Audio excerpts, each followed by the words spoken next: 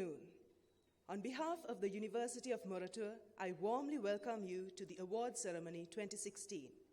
Today's award ceremony will felicitate outstanding research performance by academic staff, present awards for teaching excellence, student awards, and recognize national and international level awards received by the staff and students of the university. In keeping with custom, let us pay our respects to our motherland. Ladies and gentlemen, please remain standing for the national anthem.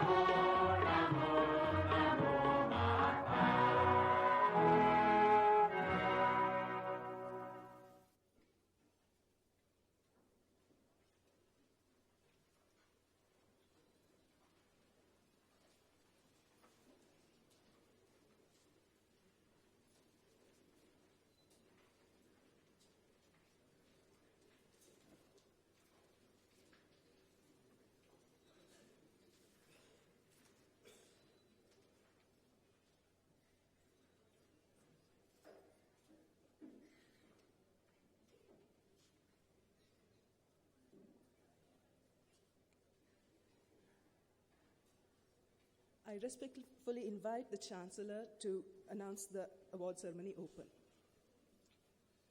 I declare this award ceremony open. With the official opening of the award ceremony, the first item in our agenda is the welcome address.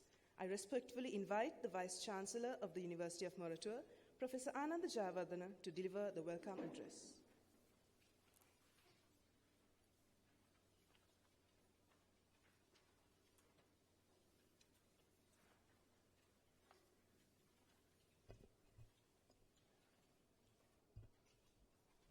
Very good afternoon to all of you.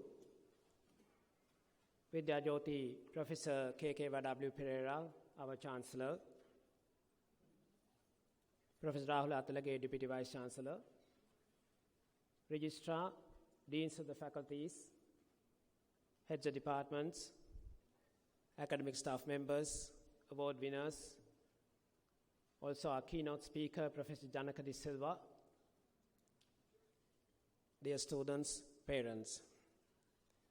On behalf of the University of Moratuwa, I would like to extend a very warm welcome to all of you to this very important occasion of Awards Ceremony 2016, which we conduct annually in this kind of a ceremonial manner. Award ceremony is organized to recognize and appreciate all the outstanding performers, our staff members, students who actually brought honor and glory to University of Moratuwa. It is in addition to two other similar ceremonies that we do. As you know, we have the biggest and the largest, the convocation, where we confer degrees. And this year, we had convocation in 3 sessions, and we gave away almost 1,750 degrees, both undergraduate and postgraduates. We also recognize our outstanding performers in sports by the Colors Award ceremony. And this is in addition to that because we do not have enough time to recognize them at the convocation because of the large number of awardees that we have. With that, let me extend a very warm welcome, a special welcome to our Chancellor Vidya Jyoti, Professor K.K. W. Pereira, who is always with us when we have any important function, this kind of award ceremonies, or whenever we need his advice for other very important activities or opening up of our infrastructure, buildings, and so on. Let me also extend a very warm welcome to our keynote speaker, Professor Janica Silva. He is chairman of National Research Council of Sri Lanka and a very important personality, and our staff members get a lot of funding from the National Research Council to carry out this research and to become award winners. I also recognize the Director of Research, Professor Priyam Dias, who is instrumental in organizing or identifying the award winners out of all the staff members of the University of Moratuwa. Let me also welcome all the awardees, and some of you are already in the industry doing work, and also parents as well. The University of Moratuwa, if you consider today, has recognized or has been identified as one of the best universities in Sri Lanka, and we have gained immense reputation as one of the best universities. And we have got this reputation if you consider several aspects or attributes or key performance indicators. If you consider the student demand for enrollment at the University of Moratuwa, graduate employability over 95% at the convocation, and world awards for students as well as staff members, and industry, government consultation, employees consultation of university staff for various activities, international accreditation of our courses, industry relationships, opportunities for postgraduate studies in the best universities in the world for our students, and also peaceful environment within the university as well.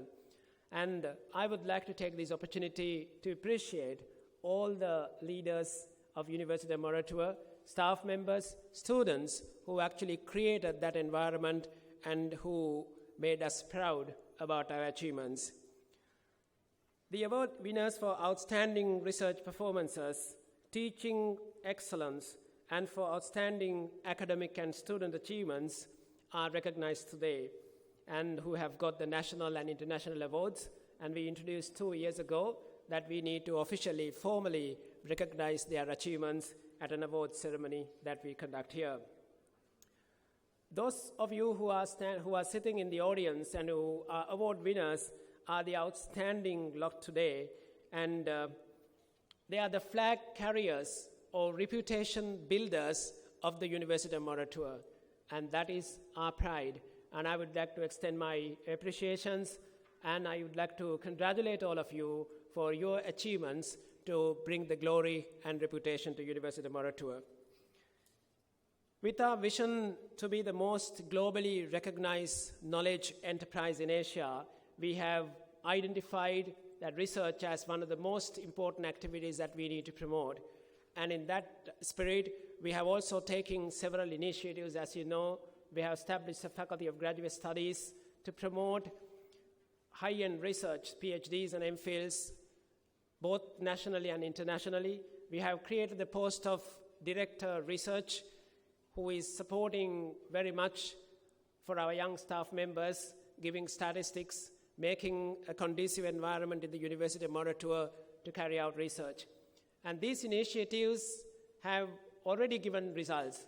And we can say year by year, our awardees who get awards as outstanding research performance has increased. Every year it has increased. And this year we have got the largest number. 59 of our academic staff members are getting outstanding research excellence awards. We have also taken several initiatives to promote this research dissemination. As you know, very recently at the last council, we introduced a scheme where each staff member who is going to make publication or presentation at international conference at a high-end level, because we want to raise our bar, we want to set our targets at a higher level so that we build our reputation as not as publishing in numbers, but in terms of the quality of the articles and presentation that we make. So in this context, every year, a staff member can get up to 250,000 if you want to publish in a recognized journal. And Professor Priyandais perhaps has already communicated, and will also communicate about these promotional schemes. We have also taken initiatives to enhance the innovation and entrepreneurship culture in the university, a world trend. And we have taken these actions several years ago, and increasingly we are giving our attention to make our graduates to be more job creators and job seekers. And we are very happy to see that our students are coming up with their own companies and spin-off coming from their own research activities and development or innovation activities within the university. And we also would like to proudly say, not only the students, even our staff members are coming up in their spin-off companies based on their innovations that they have carried out within the University of Moratuwa. From our part, in order to facilitate these environments, we try to connect with the industry and support. And as you know, we have established this IFS Endowed Chair in Innovation and Entrepreneurship to support these activities within the university to create that kind of a culture. And once again, I would like to extend my appreciation to all these award winners who has brought glory and reputation to University of Moratuwa. And our objective basically is to see as many staff members getting these awards every year. Research Excellence Awards, Teaching Excellence Awards, and also national and international recognition. And certainly these things will make us world-class. These things will make us to rise in our international ranking. And I also would like to extend my appreciation and congratulations to all the student awardees, those who have just graduated, and also a couple of students as well already studying in the university. Thank you so much for bringing this honor and glory to University of Moratuwa. And I hope that you will continue these kind of achievements in your professional career as well. With these few remarks, let me once again extend a very warm welcome to all of you, and I hope you will have a very pleasant time in this award ceremony. Thank you very much.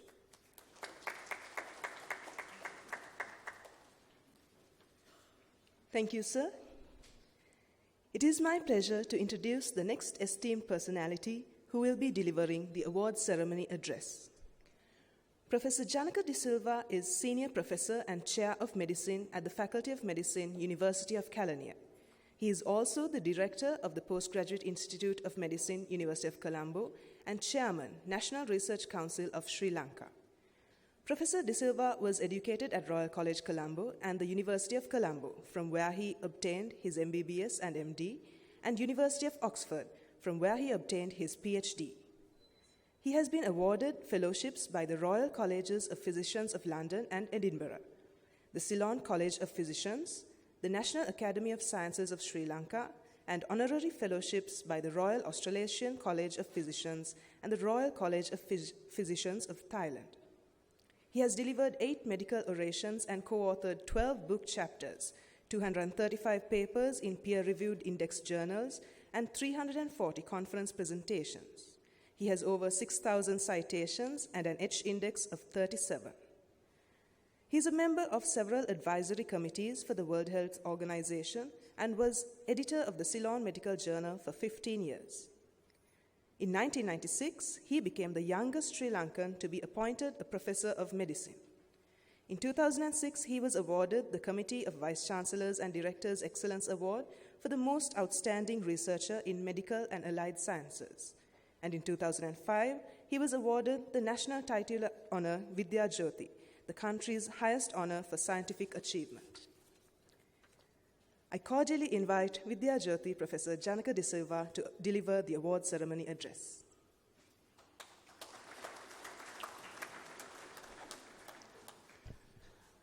Thank you very much for that introduction. Chancellor, Vice Chancellor, Deans, fellow academics, students, ladies and gentlemen. This is my first visit to the University of Moratuwa. And I think that was a sort of a natural aversion because I was hopeless in mathematics. I didn't have, and I still don't have, a creative fiber in my body. And when it comes to computers, I am just better than an idiot. So talking to engineers, architects, and IT specialists is a rather daunting task for me. And I'm going to talk to you today, not as a medical doctor, but as the chairman of the National Research Council. So my talk will be very much focused and weighted towards research. And my target audience is actually sitting at the back. And those students, the bright young students who I warmly congratulate on winning all these awards, are the ones that I really want to try and hook into doing good research. Ladies and gentlemen, however ancient or however modern, and whatever jargon we use, universities have two fundamental functions: to generate and disseminate knowledge. And generating knowledge, which is a prerequisite for any type of progress, is by research. And in our universities, when children come from schools and enter universities, I strongly believe that the emphasis should shift from didactic teaching to creating an atmosphere of inquiry. In short, not who and what, but how and why. And the moment we change this paradigm of didactic teaching to atmosphere of inquiry, research, progress will flourish. I believe, and many of us believe, that all professionals and academics should do research at some time during their career. And for some simple reasons.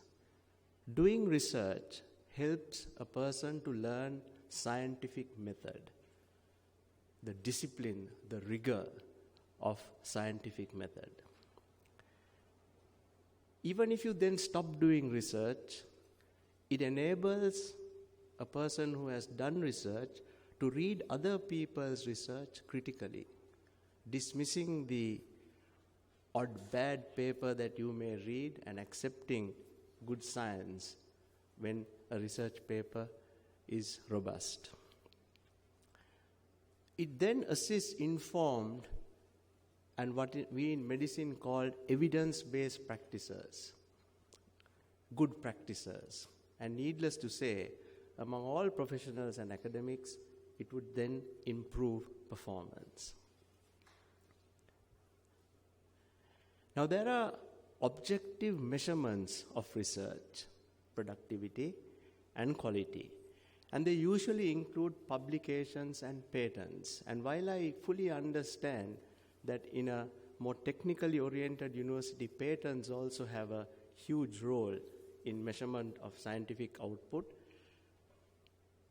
Around the world, it is publications that are the most widely used measure of research output.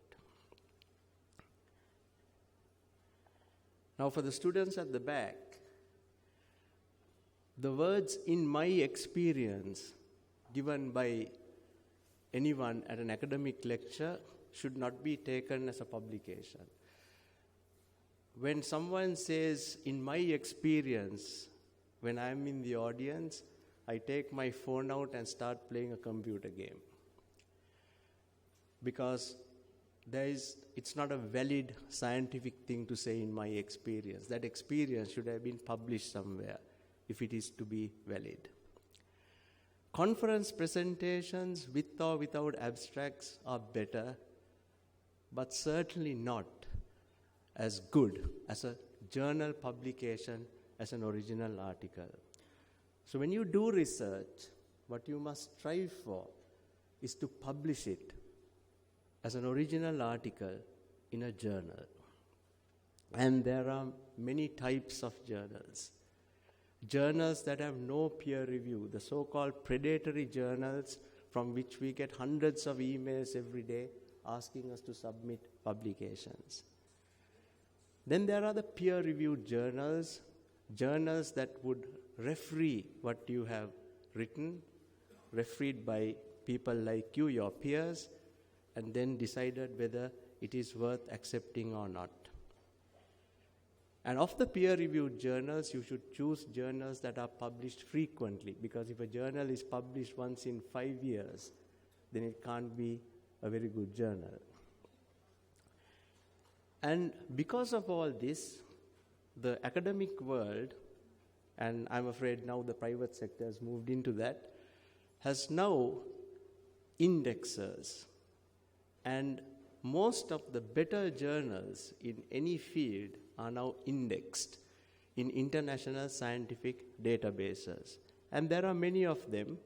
The expanded Science Citation Index includes about over 5,000 science and technical journals. Scopus, which is run by Elsevier, a private company, indexes nearly 20,000 technical, social sciences, and humanities journals. And there are indexers for other academic disciplines as well. So there are enough journals for you to publish your work.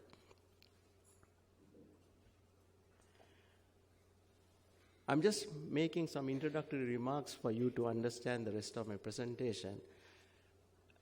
We also need to measure something of the quality of research. And the quality of a journal, the measurement of the quality of a journal has no ideal method. But the most widely used is this thing called the impact factor, which is a measure of citations. And if you look at individuals, the quality of a scientist's research is measured most widely by an index called the Hirsch index, H-index, which is a measure of productivity as well as impact.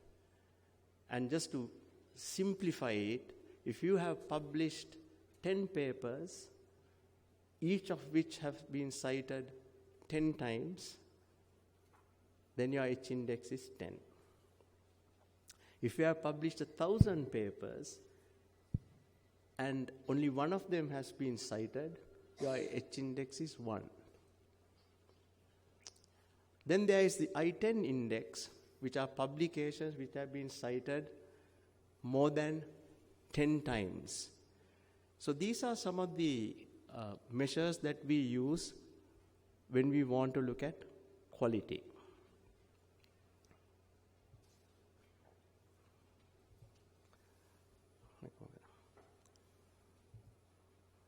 Technology.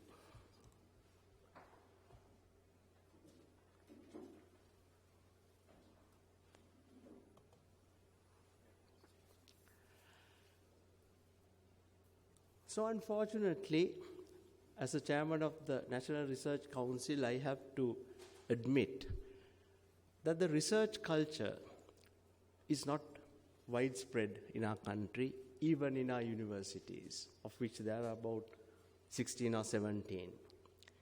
The good news is that there are some signs of positive change that is occurring. If you look at all scientific documents that have been published from our country between 1996 and 2014, you can see that there's been about a 5-fold increase in the number of all scientific documents that have been published. But if you look at our position in the world, and if you look at these citable documents that are worth citing, which are ranked on H index, we are 77th out of 239 countries. And if you look at the Asian region, we are 15 out of 33 countries. And as you can see, the countries below us, a sample of which I have given, are not anything to be proud to be better than.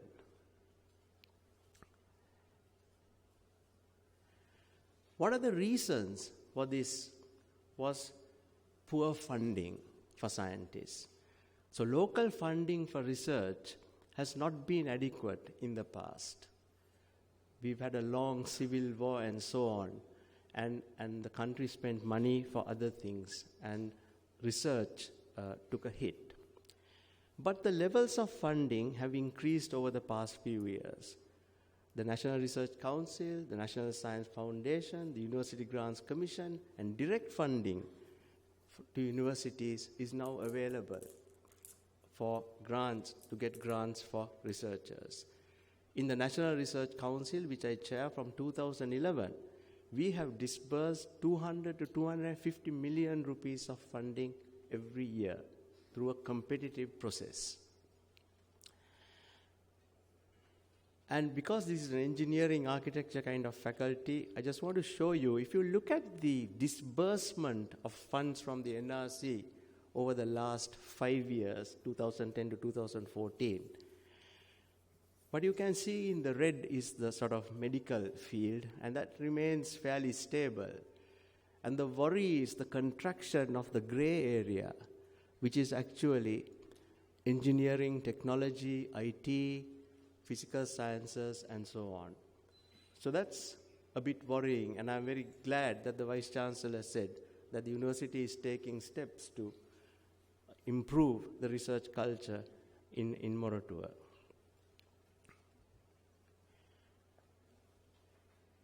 Let's look at a bit more higher quality. If you look at publications in science from this country, in all disciplines, but in journals that are indexed in the Science Citation Index expanded, in journals which have an impact factor of more than 1, so fairly respectable. From 2010 to 2014, nearly 2/3 of the publications have come from our universities, and so it should be. It should be more. If you then look at the disciplines where these papers came from, nearly 60% are from medical, dental, and veterinary sciences, and I can tell you that the dental and veterinary sciences don't amount to much there. And then, of course, there are the sciences and agriculture, and once again, engineering, architecture, surveying, IT lags behind, and it's food for thought for the university administration and the academics. And if we then chart these same publications by university, you can see the top one is Peradeniya, and sure, they have 6 science-based faculties. So they should definitely be the number 1 university. But if you look at the individual areas, for example, in the blue areas, it's medicine. And then clearly it's Colombo, Kelaniya, followed by Peradeniya, the University of Ruhuna and Japura, and so on. Engineering, Moratuwa and Peradeniya seem to be holding each other as a type. But again, you can see that these number of publications at the right-hand corner are a thing of concern. These are the newer universities that have been established that are struggling to get good research done. And not only universities, there are some other institutions in this country that produce good papers. Our hospitals, the Ministry of Health, the Institute of Fundamental Studies, for example, also do research. Remember that a third of all the publications came from non-university sources. Now, if you look at most of the rankings of universities, Webometrics is the one that is available publicly. The ranking is usually Colombo, Moratuwa, Peradeniya, Kelaniya, and so on. But if you change the goalposts and say, let's look at research performance using Webometrics, then the whole thing gets lopsided. Then it becomes Ruhuna, Peradeniya, Kelaniya, Colombo, Moratuwa, Jayawardenepura. And this is not what we did. This is just available on the net. This is Webometrics rankings updated up to July 2016.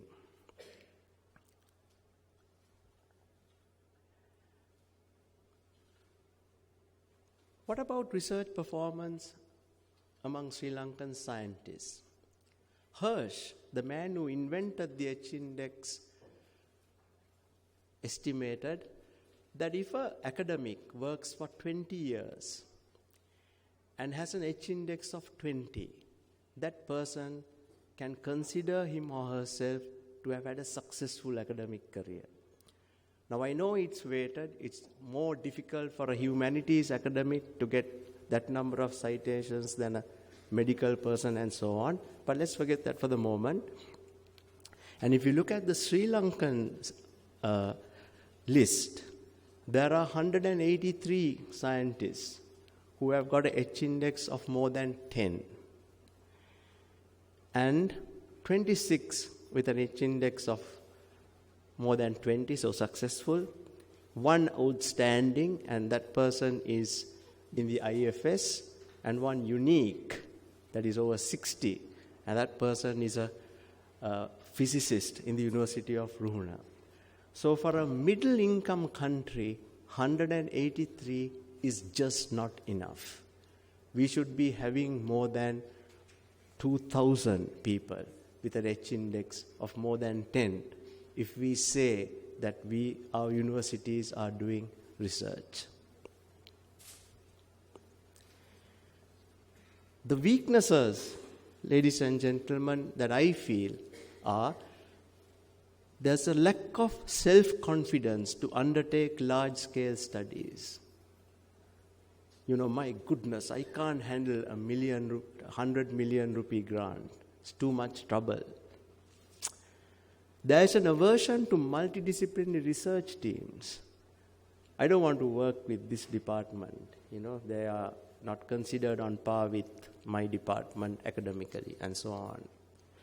There is a view that interventional research is too difficult and sometimes unethical, and that is a problem for medicine because people feel that trials of new drugs on human beings can sometimes be considered unethical.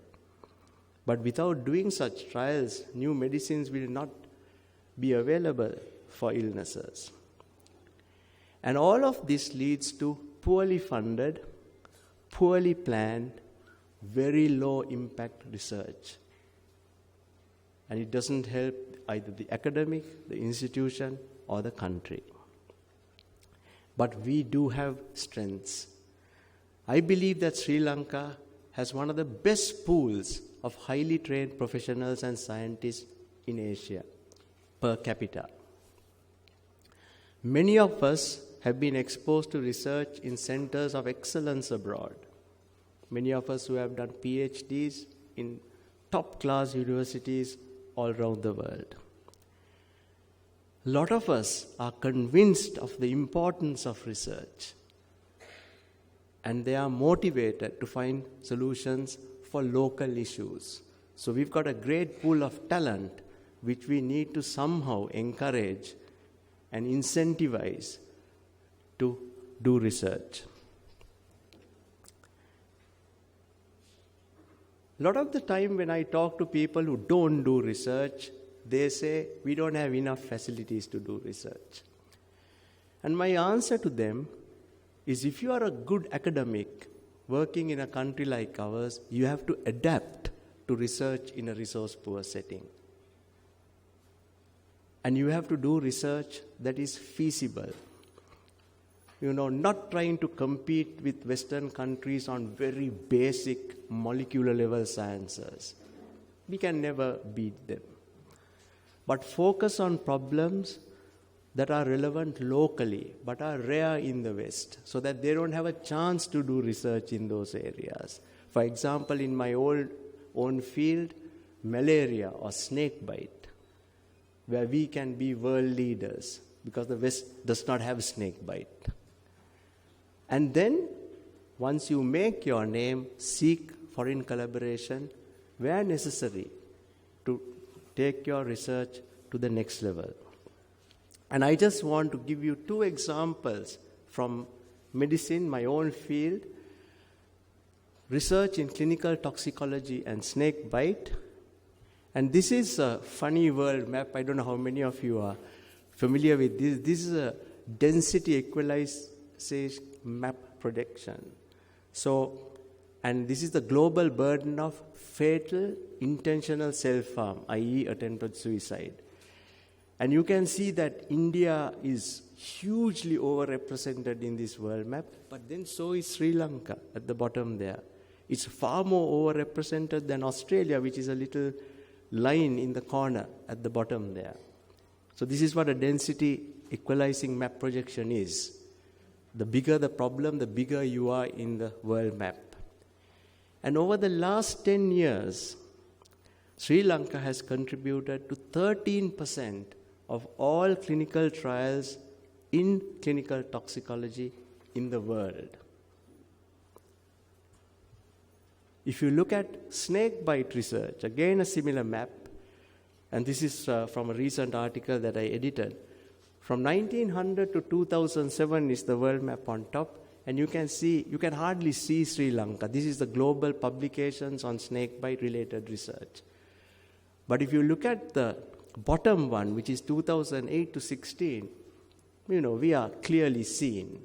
So we are making ourselves seen in the field of snake bite research, and it's the same for citations related to snake bite.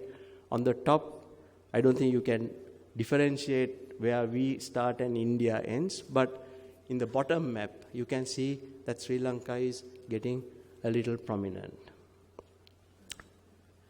So it is possible to get a field that is not relevant, a field that is relevant to our country, not so commonly available to the Western people, and do good research. And I'm sure you can find similar things in engineering, architecture, or IT.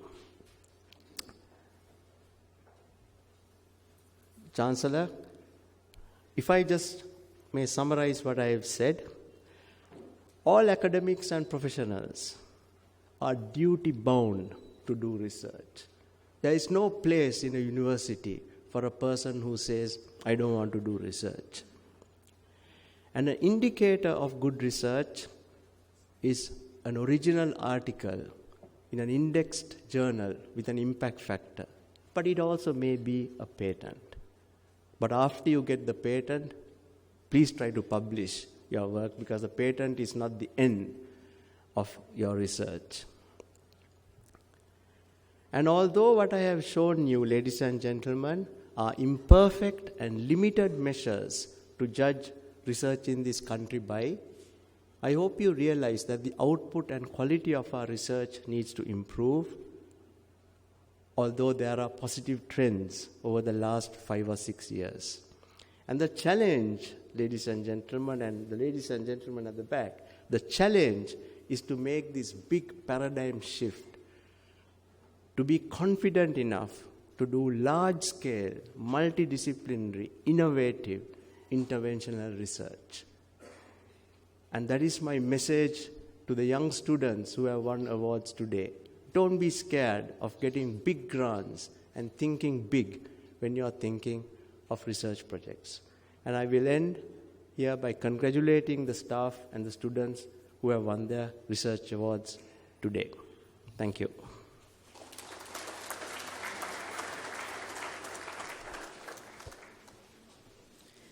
Thank you very much, sir, for your valuable words.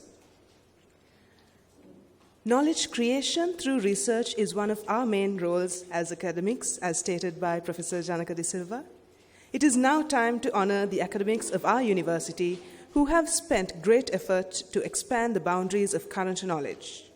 Vice-Chancellor, sir, I cordially invite you to take over the proceedings to felicitate the outstanding research performance of the academic staff. I also respectfully invite the Chancellor to present the awards.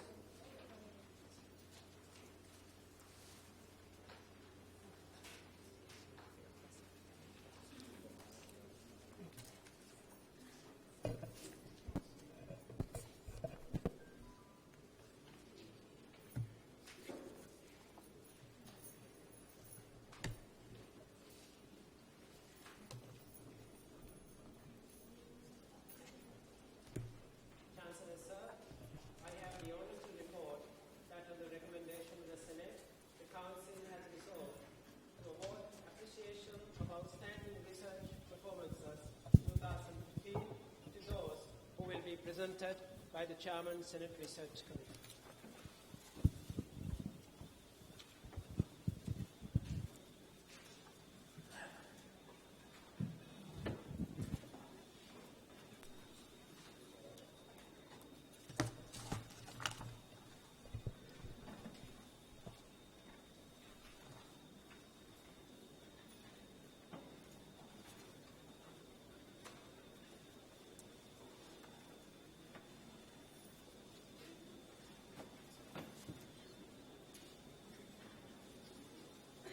We go this way. Go this way. Make it again.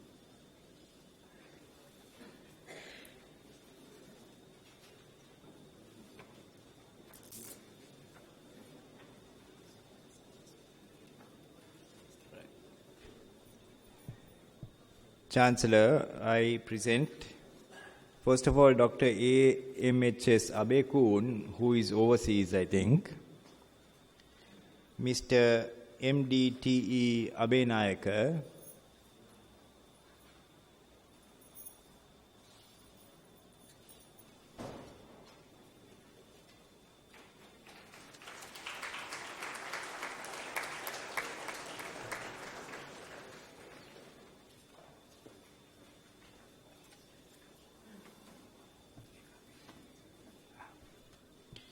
Dr. S.U. Adhikari,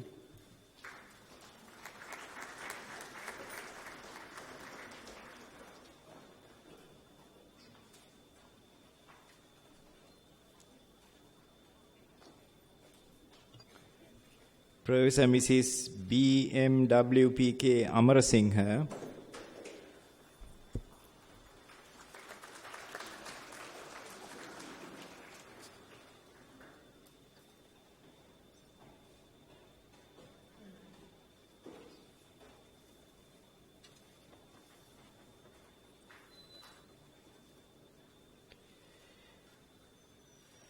Dr. Y.W.R. Amarasinghe,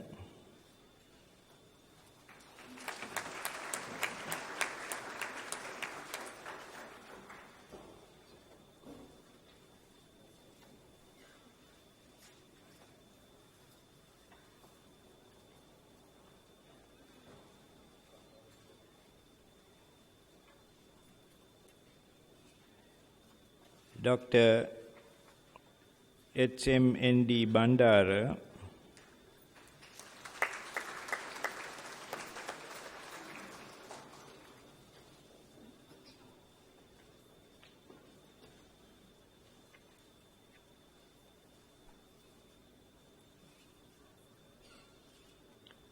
Dr. K. Bhaskaran. He has an award with distinction, but he is not here to collect it. Miss H. Chandani.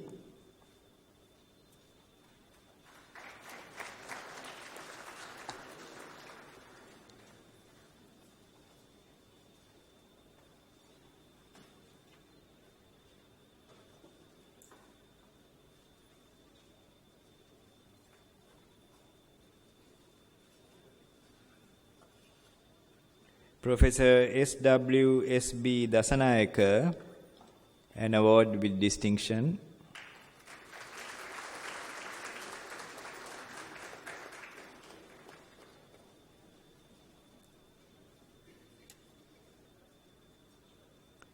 Dr. V.P.C. Dasanayaka, who is once again not here. Dr. N.W.N. Dayananda,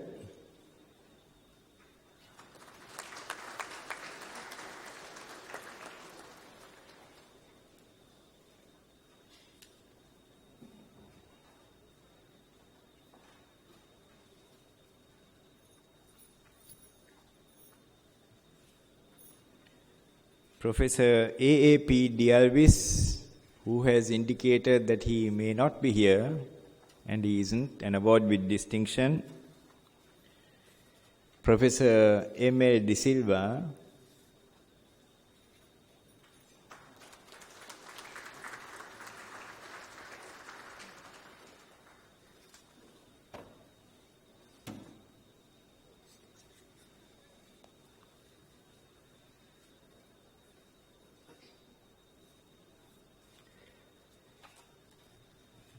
Dr. Mrs. E.N.D. Dasilva,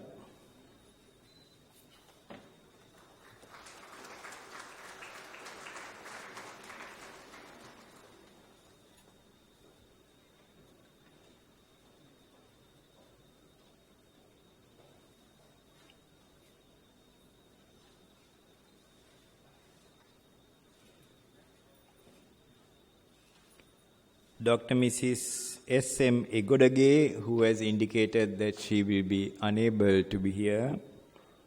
Professor E.A.S.K. Fernando, who has an award with distinction.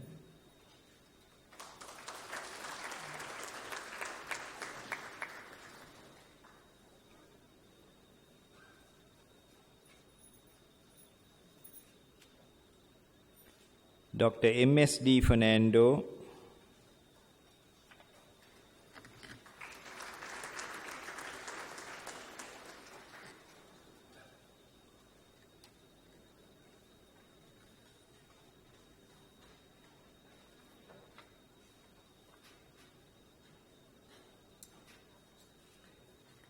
Mr. M.F.M. Firdaus,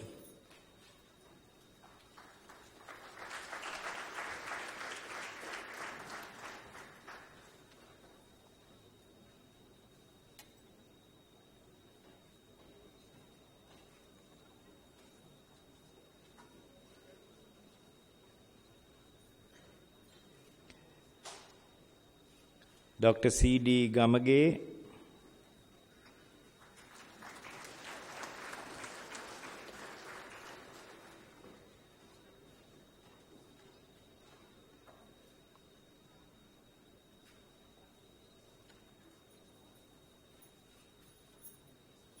Dr. Mrs. J.C.P.H. Gamage, an award with distinction.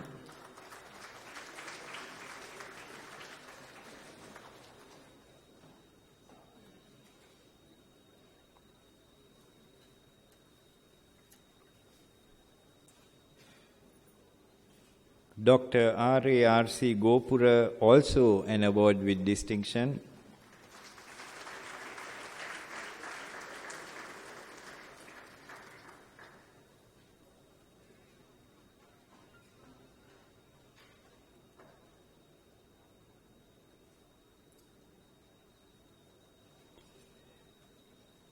Dr. Ms. M.Y. Gunasekara,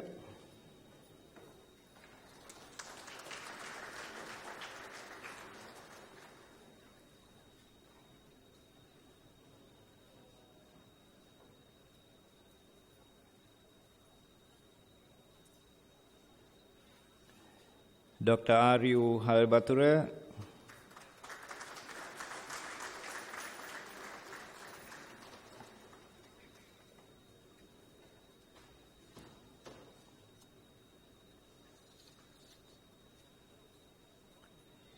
Dr. K.T. M.U. Hemapala, an award with distinction.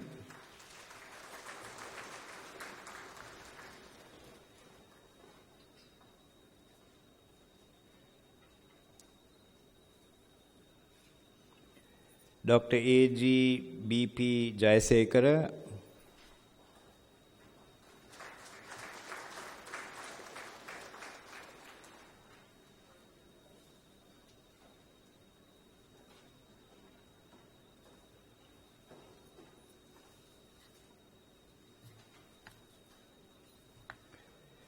Mr. H.S. Jayasena, who is not here. Dr. T.S.S. Jayabodhana, who has an award with distinction.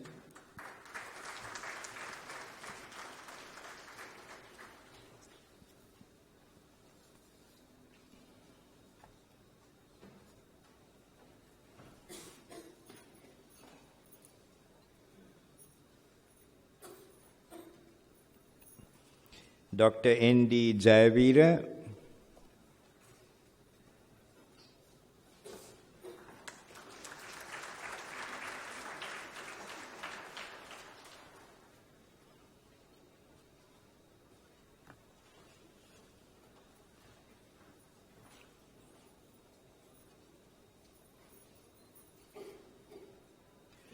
Professor A.S. Karunananda, who has an award with distinction.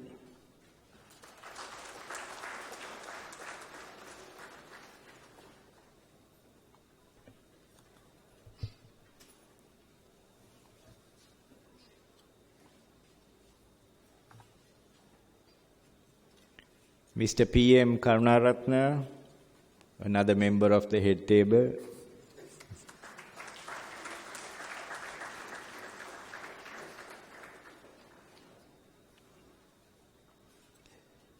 Dr. Mrs. G.I. Karunasena, who has an award with distinction but is not here, I think. Professor S.A.S. Kulatilaka.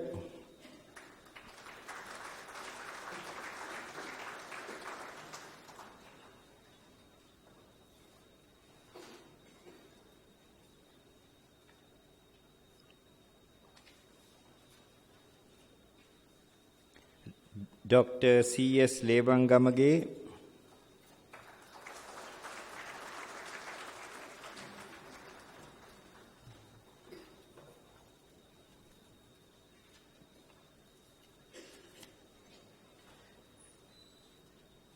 Dr. H.M.Y.C. Mallikarachi, who has an award with distinction.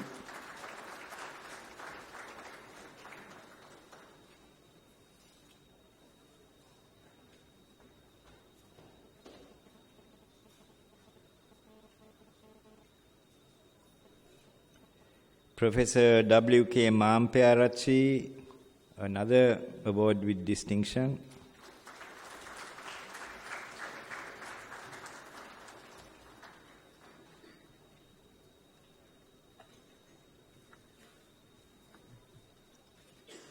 Dr. Mrs. D.A. Midenia.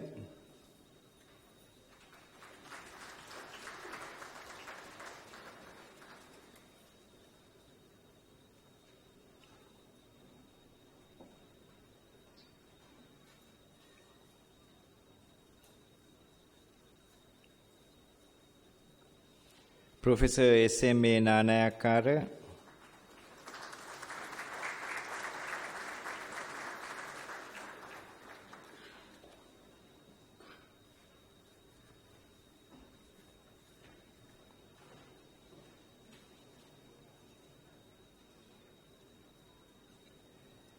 Dr. M. Narayana.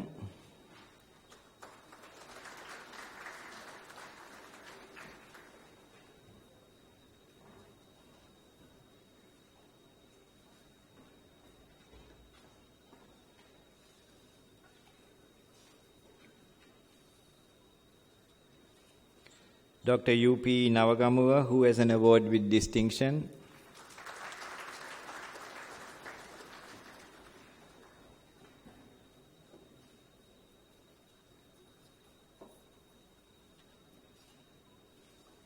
Dr. A.A. Pascal.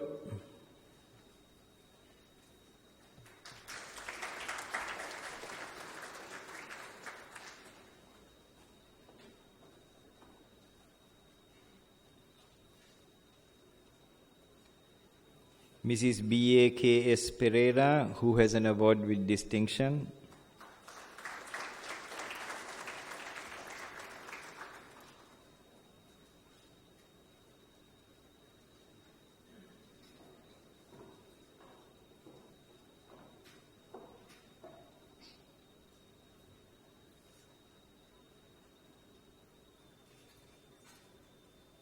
Dr. G.I.U.S. Pereira, also an award with distinction.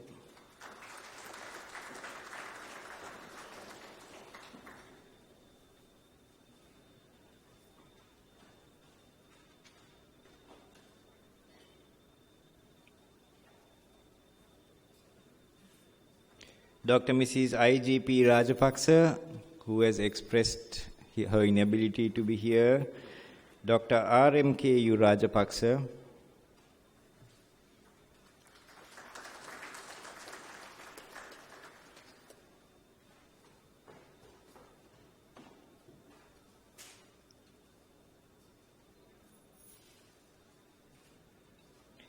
Mrs. P.A.D. Rajini.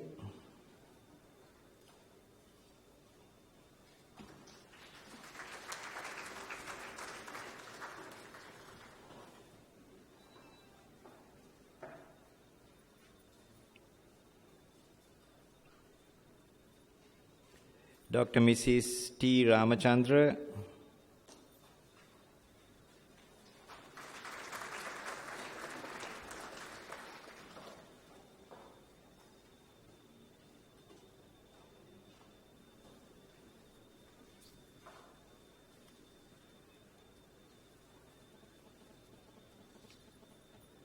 Mrs. T.K.G.P. Ranasinghe.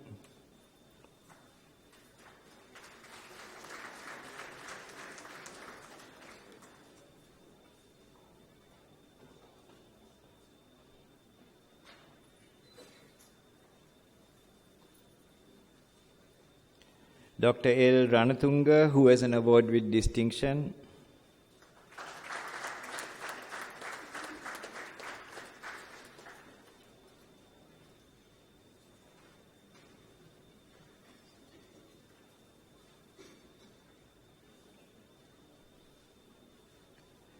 Dr. P.G. Ratnasiri.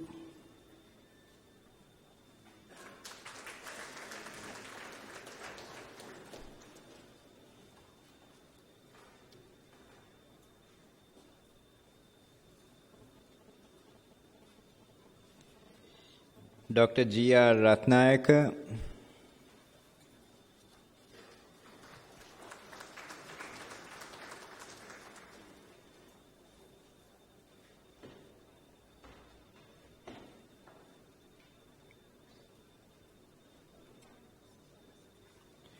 Dr. B.K.R.P. Rodrigo.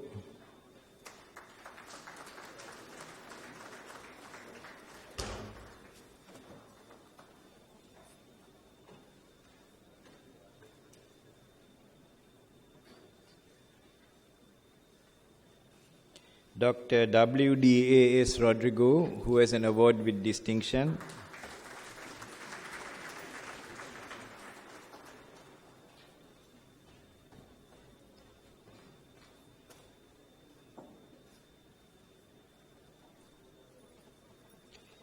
Mrs. T.C. Sandanayaka.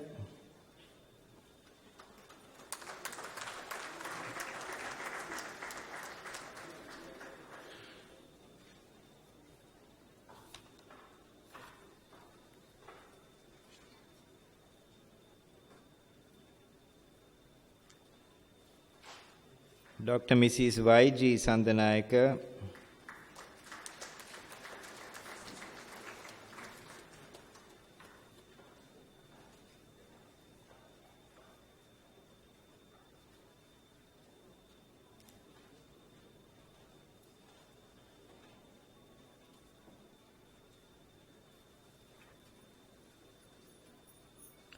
Dr. W. Shantha, who has an award with distinction.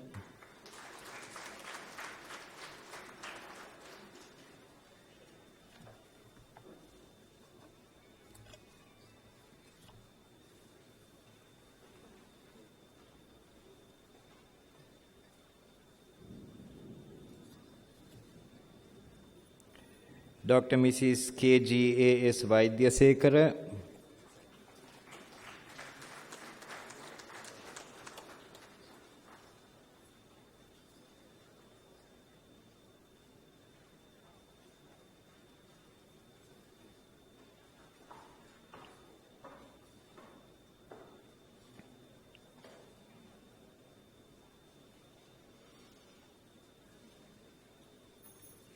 Professor G.L.D. Vikramasinghe, who has an award with distinction.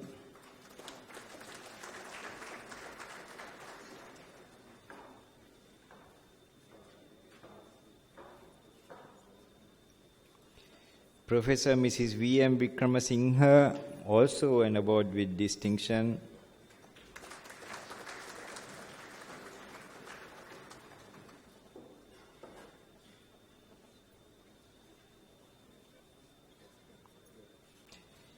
And Dr. L.N. Vidhanagama Arachige, yet another award with distinction.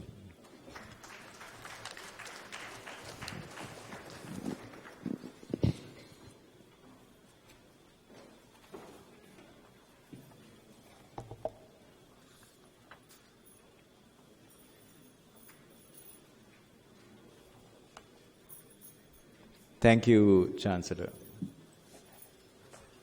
Wait. Chancellor, sir, I have the honor to report that the Senate has resolved to award to those who will be presented by the Deputy Vice Chancellor awards for teaching excellence for the year 2015.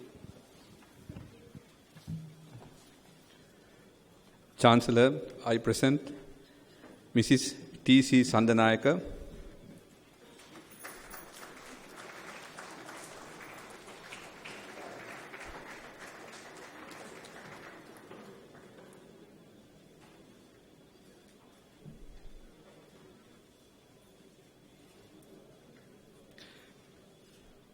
Mr. V. Sivahar.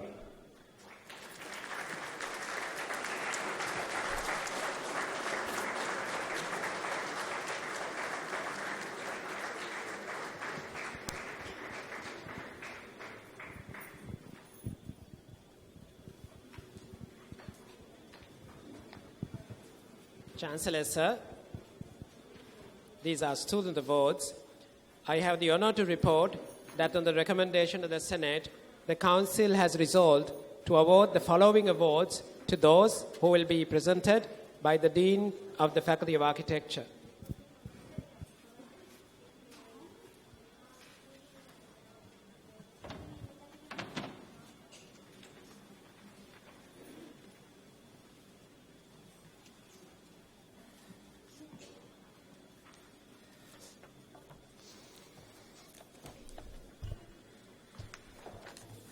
Professor H.P.S. Caldera Memorial Award for the graduate who has obtained the highest marks for the dissertation of over 70% at the final year BSc Quantity Surveying Honours Degree Examination.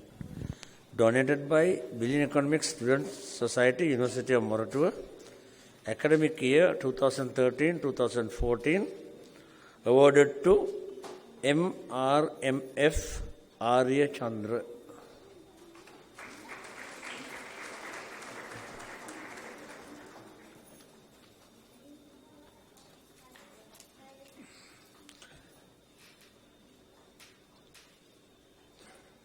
Professor Gamino Fernando Memorial Award for the graduate who has obtained the highest marks for the dissertation of over 70% at the final year BSc Facilities Management Honours Degree Examination.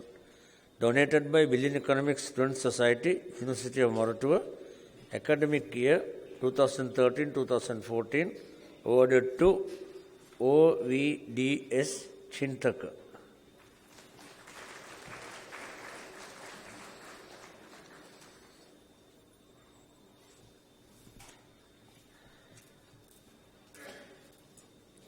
Best Individually Supervised Research Project for the Best Final Year Research Project for the BSc Town and Country Planning graduate who has presented Best Individually Supervised Research Project ISRP donated by Institute of Town Planners Sri Lanka, academic year 2014-2015, awarded to C.S.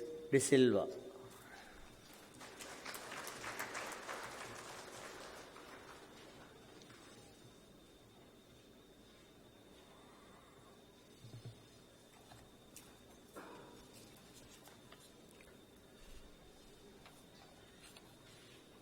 Best Designer for the B Design graduate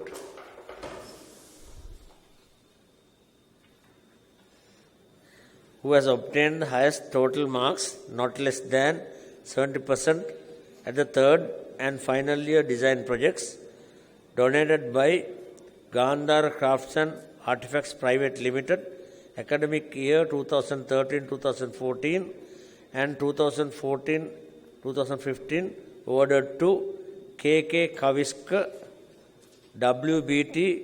Sarat Chandra.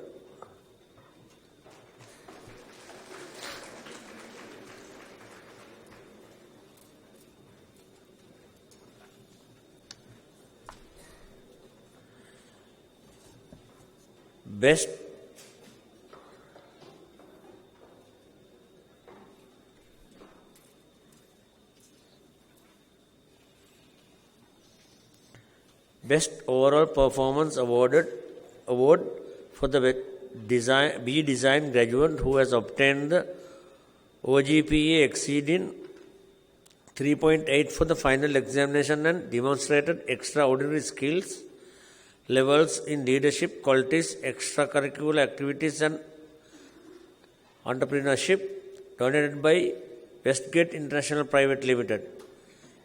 Academic year 2011-2012, awarded to P.N.M. Nonis.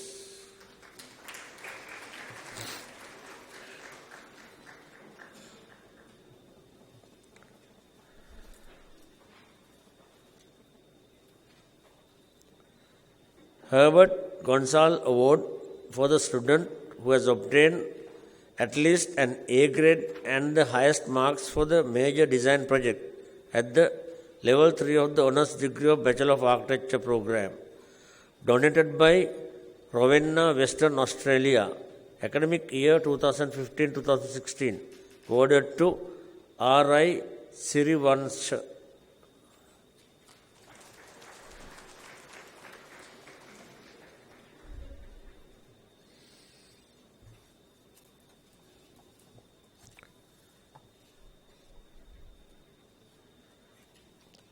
Sumatipala Ranasinghe Award for the student who has obtained at least an A grade and the highest marks for the AE 2020 Principles of Lighting Design at the Level 2 of the Honours Degree of Bachelor of Architecture program, donated by Sumatipala Ranasinghe family, academic year 2014-2015, awarded to K.K. Keetha Ponkalan.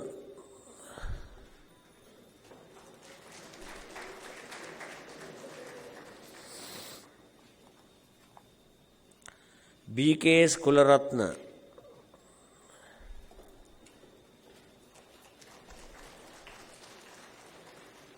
H.M.A.R.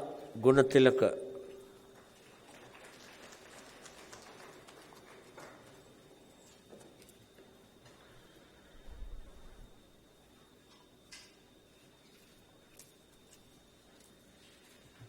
Jeffrey Bawa Design Award for the student who has obtained at least an A grade and the highest marks for the AD 5010 Comprehensive Design Project at the final year of the Honours Degree of Bachelor of Architecture program, donated by Jeffrey Bawa Trust, academic year 2014-2015, awarded to P.K.Y. Ranasinghe.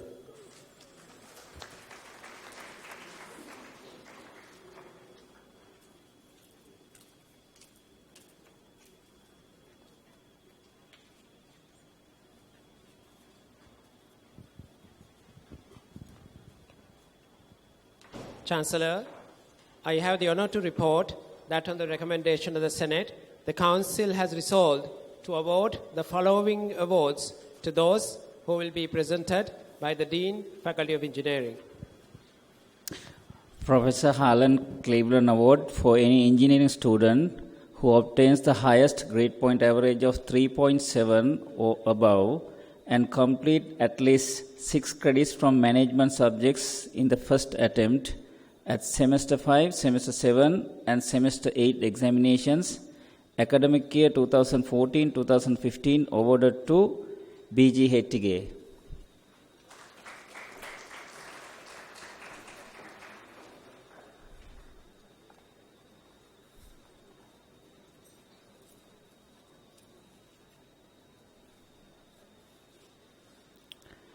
Vimala Surendra Award for the BSc Engineering student who obtains the highest grade point average for Semester 5, provided that the student obtains an overall grade point average of 3.7 or above at the BSc Engineering degree Semester 5 examination, donated by Dr. A.N.S. Kolasinghe, academic year 2014-2015, awarded to D.D.M.M. Arachi.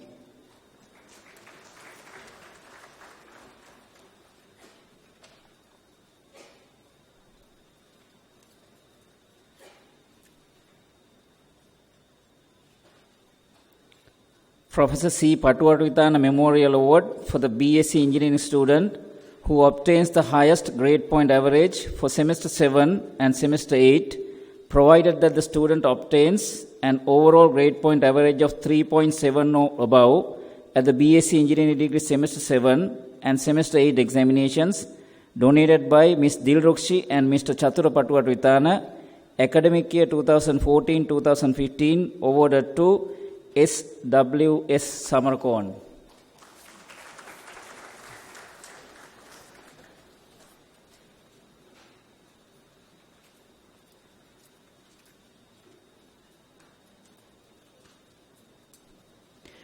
IBM Engineering Scholarship for the BSc Engineering student who obtains the highest grade point average for Semester 3 and Semester 4, provided that the student obtains an overall grade point average of 3.7 or above at the BSc Engineering degree Semester 3 and Semester 4 examinations, academic year 2013-14, awarded to N.M. Senaviratna and K.A. Valivita.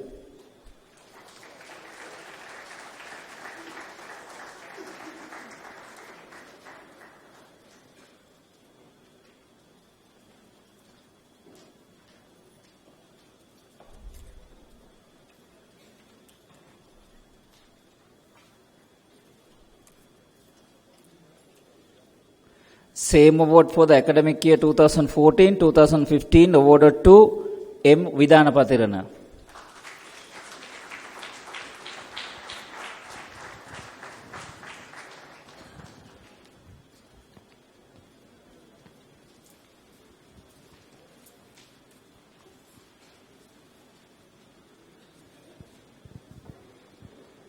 Chancellor, sir, I have the honor to report that on the recommendation of the Senate, the Council has resolved to award the following awards to those who will be presented by the Head Department of Chemical and Process Engineering.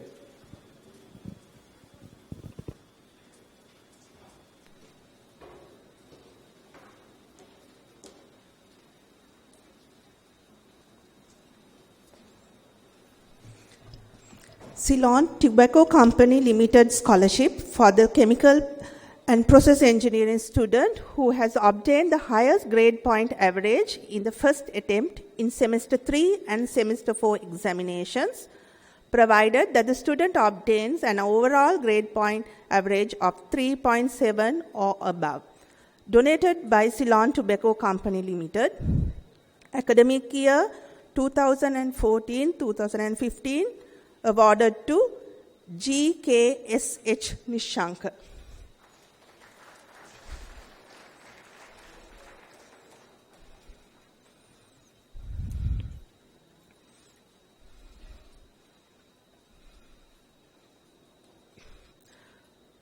Tusita Senaviratna Memorial Award for the Chemical and Process Engineering graduate who is specializing in the minor field of environmental engineering and obtained the highest grade point average at the first attempt, provided that the student has achieved an overall grade point average of 3.7 or above, donated by Mr. Leonard Senaviratna and family. Academic year 2014-2015, awarded to SWS Samarakon.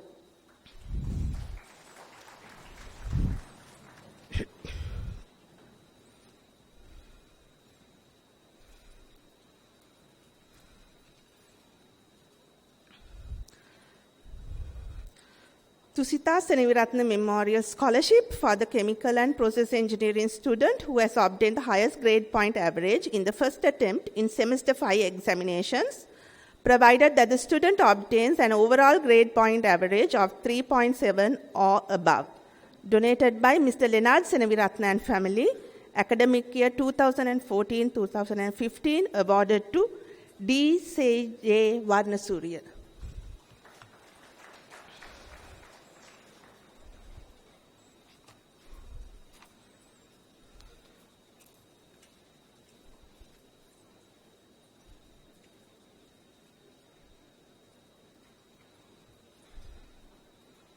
Unilever's award for the Chemical and Process Engineering graduate who has obtained the highest marks for CH4013 Comprehensive Design Project 1 and CH4033 Comprehensive Design Project 2, provided that the student obtains grade A. Academic year 2014-2015, awarded to T.L. Adasurya and BWMR Alvihare.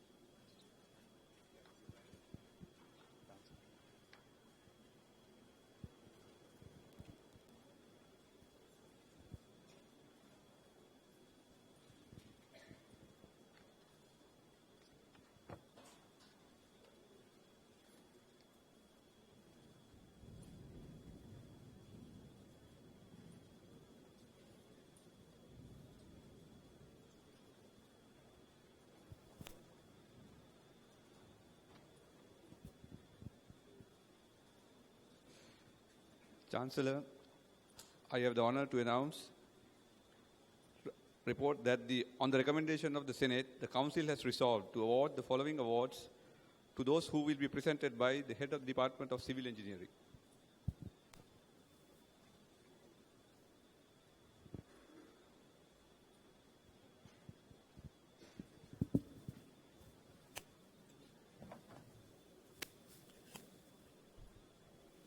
Hydraulic Engineering Award for the Civil Engineering student who obtains the highest grade point average of 3.7 and above at the first attempt for the specified hydraulic engineering subjects.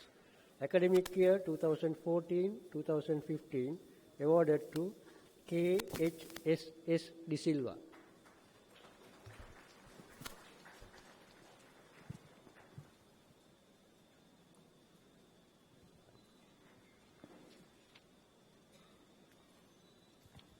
Geotechnical Engineering Award for the Civil Engineering student who obtains the highest grade point average of 3.7 and above at the first attempt for the specified geotechnical engineering subjects.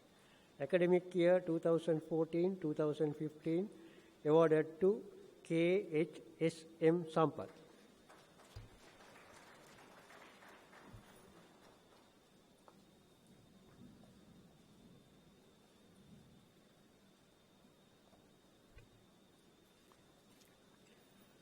Building and Structural Engineering Award for the civil engineering student who obtains the highest grade point average of 3.7 and above at the first attempt for the specified building and structural engineering subjects. Academic year 2014-2015 awarded to HMST Herat. Mr. Herat is presently overseas and has indicated his inability to come. Environmental Engineering Award for the civil engineering student who obtains the highest grade point average of 3.7 and above at the first attempt for the specified environmental engineering subjects. Academic year 2014 and 2015 not awarded. Transportation Engineering Award for the civil engineering student who obtains the highest grade point average 3.7 and above at the first attempt for the specified transportation engineering subjects. Academic year 2014-2015 also not awarded. Construction Engineering and Management Award for the civil engineering student who obtains the highest grade point average of 3.7 and above at the first attempt for the specified construction engineering subjects. Academic year 2014-2015 awarded to HMST Herat. Special Award for Academic Excellence in Civil Engineering for the civil engineering graduate who obtains the second highest overall grade point average of 3.7 and above at the BSc Engineering degree examination. Academic year 2014-2015 awarded to KHSM Sampath.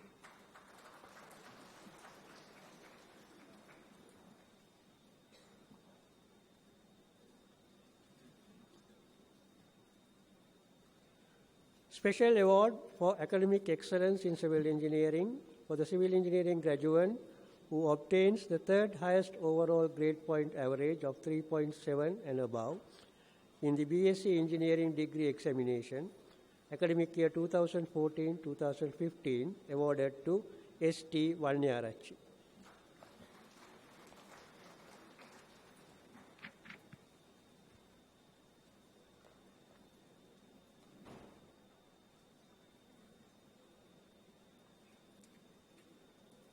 Comprehensive Design Project Award in Civil Engineering. The award to be made to the 10 best students based on a marking scheme for performance in the Comprehensive Design Project. Academic year 2014-2015 awarded to HMST Herat, S.T. Valnyarachi,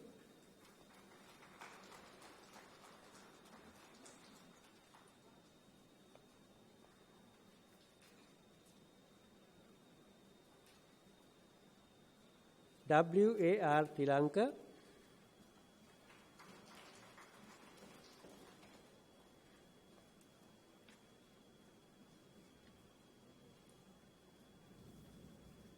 S. Sivakumaran,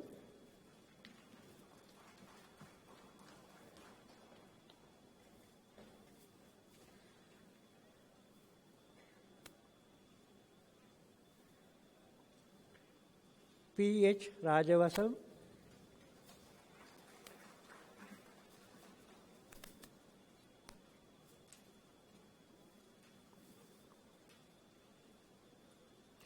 K.D.S.T. Silva,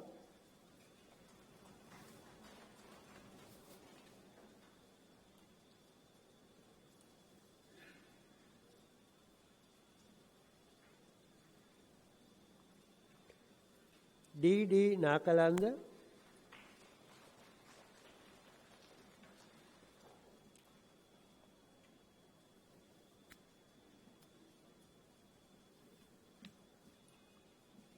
A.P.S. Dias, R.J.K.G. Prasanna,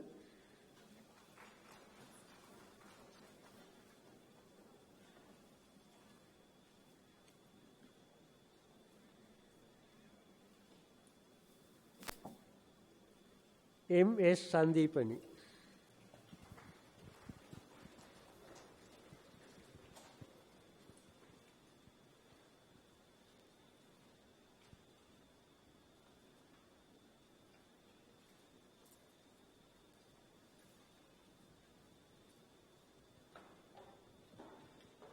Chancellor, I have the honor to report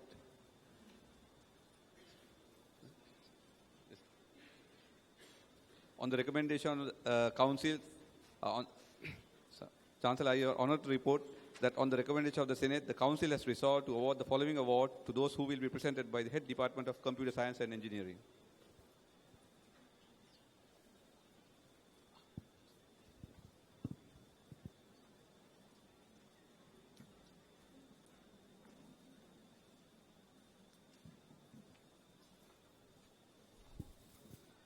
Syntech Award for the Best Computer Science and Engineering graduate who has obtained highest marks at the CS 4202 Research and Development Project, donated by the Council for Information Technology, academic year 2014-2015, awarded to R.S. Sharif Dean.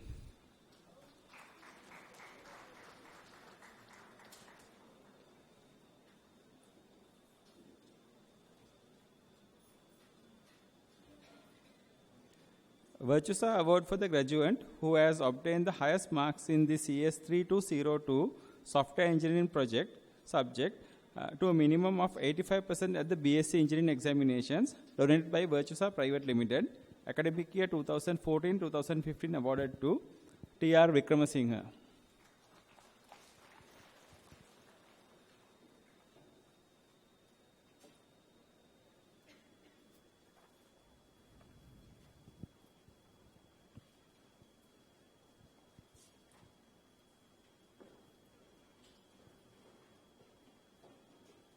Chancellor, I have the honor to report that on the recommendation of the Senate, the Council has resolved to award the following awards to those who will be presented by the Dean Faculty of Engineering.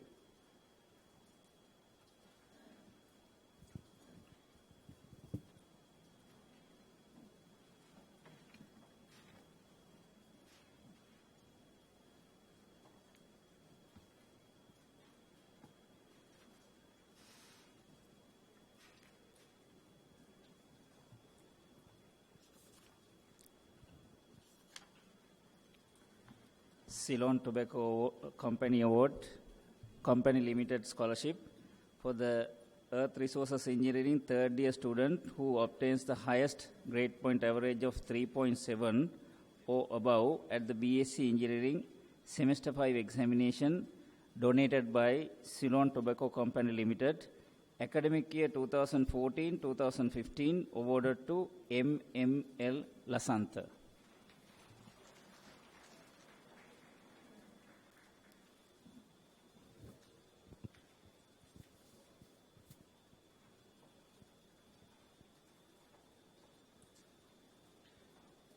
Chancellor, I have the honor to report that on the recommendation of the Senate, the Council has resolved to award the following awards to those who will be presented by the Head Department of Electrical Engineering.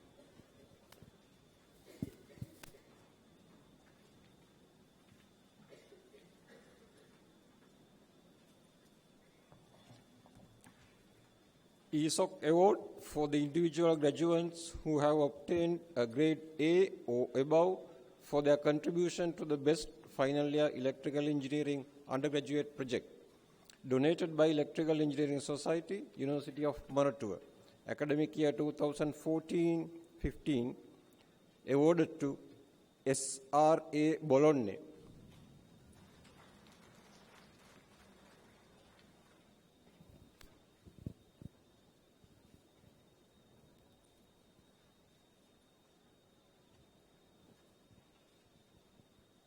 A.K.K. Janica.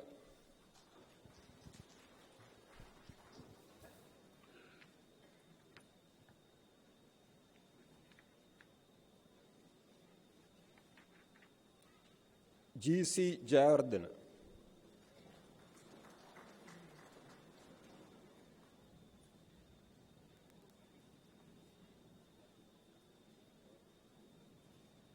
I.H.T.D. Lionel.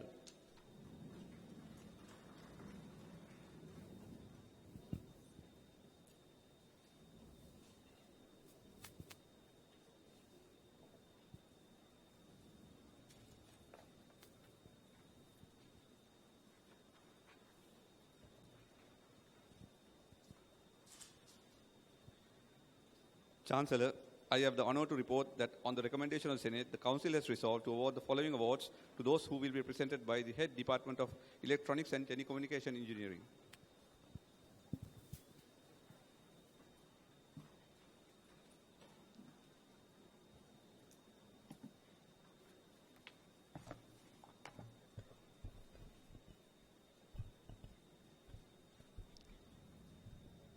Professor O.P. Kulashetra Award for the Electrical Engineering or Electronic and Telecommunication Engineering graduate who obtains the highest grade point average of 3.7 or above, computed by taking into consideration grades obtained for courses conducted by the Electrical Engineering and Electronic and Telecommunication Engineering departments in the BSc Engineering degree course at semester 3 to semester 8. Donated by Dr. O.P. Kulashetra. Academic year 2014-2015. Awarded to J.P. Kulasingham.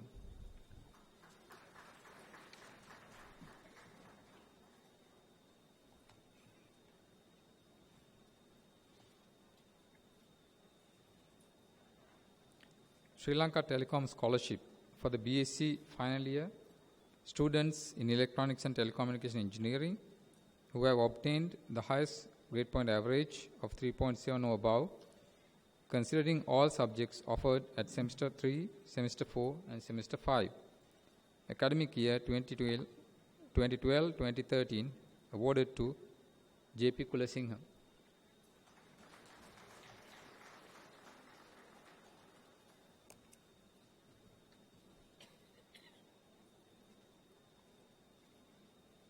Same award for academic year 2013-2014 awarded to T.H. Ilandara.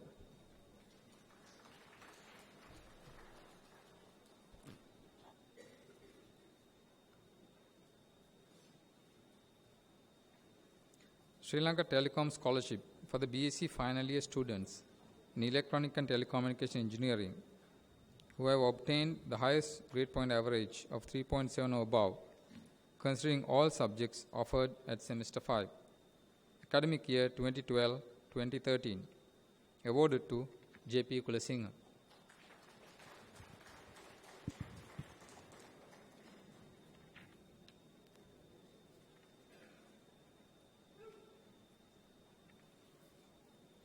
Same award for academic year 2012-13 and 2014 awarded to T.H. Ilandara.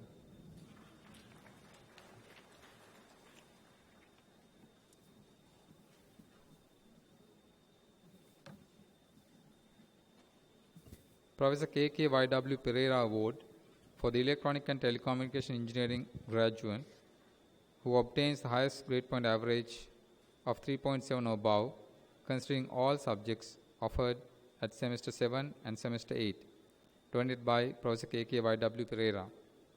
Academic year 2014-2015, awarded to J.P. Kulasingham.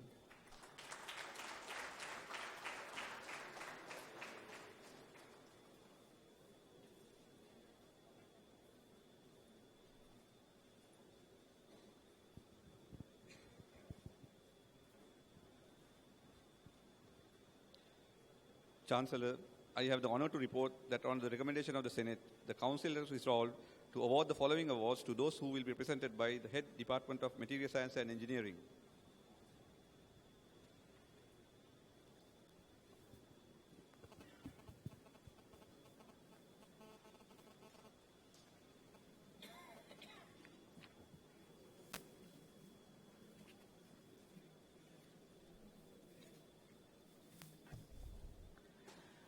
Lanka Ceramics Limited Award for the Material Science and Engineering student who obtains the highest grade point average of 3.3 or above at the BSc Engineering Semester 5 examination, academic year 2014-2015, awarded to M.P.A. Nanayakara.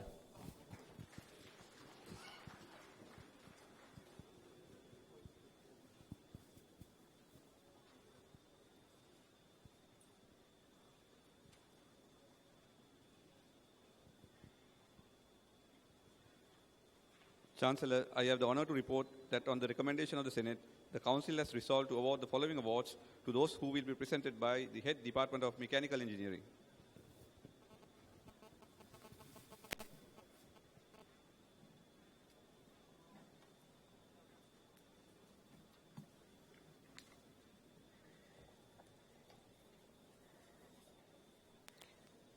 National Development Bank Award for the Best Mechanical Engineering Graduate who obtained the highest cumulative grade point average in the examination of the course modules ME 2023 Manufacturing Engineering 1, ME 3073 Manufacturing Engineering 2, ME 4332 Computer Design and Manufacture with grade point average of 3.3 or above. Academic year 2014-2015 awarded to HRMMBB Tilakaratna.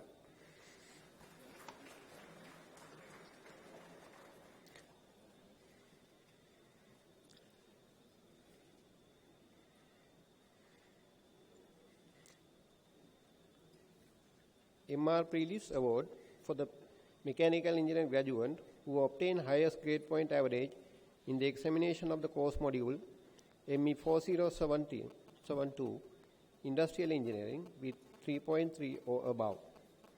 Academic year 2014-2015 awarded to TDRG Talagala.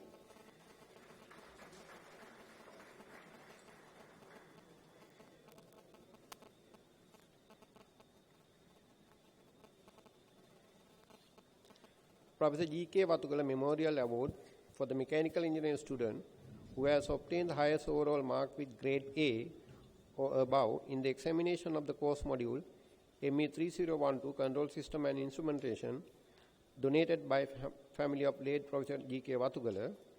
Academic year 2014-2015 awarded to N.M. Senivaratna.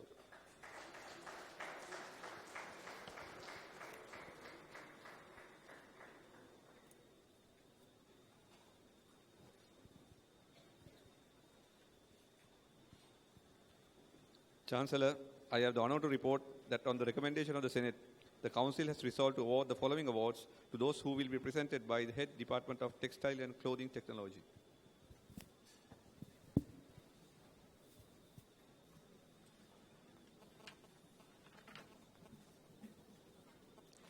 MAS Award for the Best Overall Student of the BSc Engineering in the Department of Textile and Clothing Technology, donated by MAS Holding Private Limited. Academic year 2014-15 awarded to IHB Kaushalya.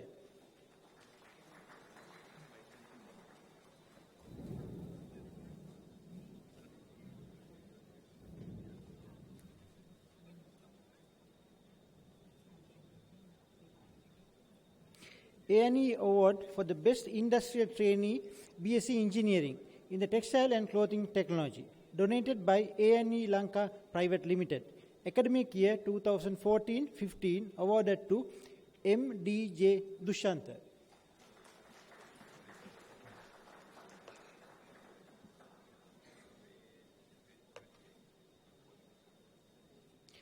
Awards presented at the Graduation Fashion Show 2016. Outstanding Designer Brand Award, donated by Texture Jersey Lanka PLC. Academic year 2014-15 awarded to N.M. Karunaratna.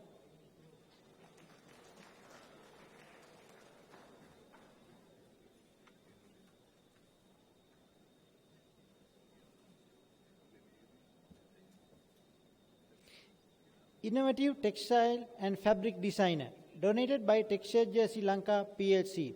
Academic year 2014-15 awarded to U.B. Puranagedara.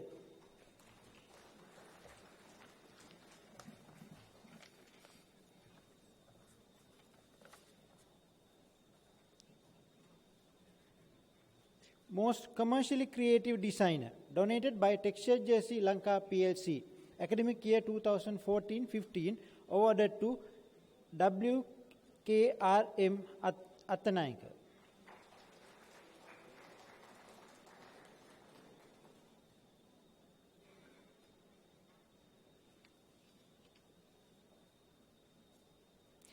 Creative Knitwear Designer, donated by Texture Jersey Lanka PLC. Academic year 2014-15, awarded to PPM Edusuriya.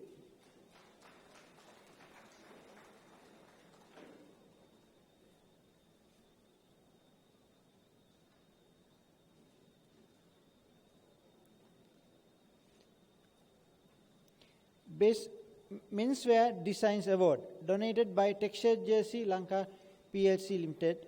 Academic year 2014-15, awarded to DGNS Chaturangi.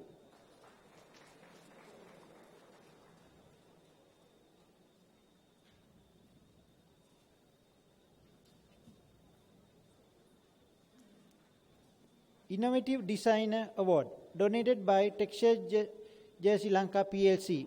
Academic year 2014-15, awarded to PWN Nilanga.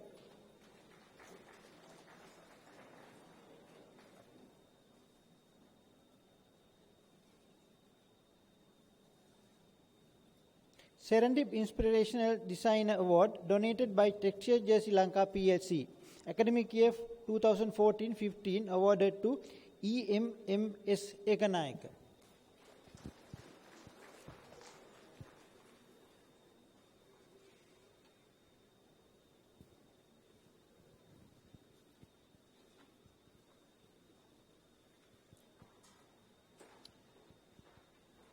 Chancellor, I have the honor to report that on the recommendation of the Senate, the Council has resolved to award the following awards to those who will be presented by the Head Department of Transport and Logistic Management.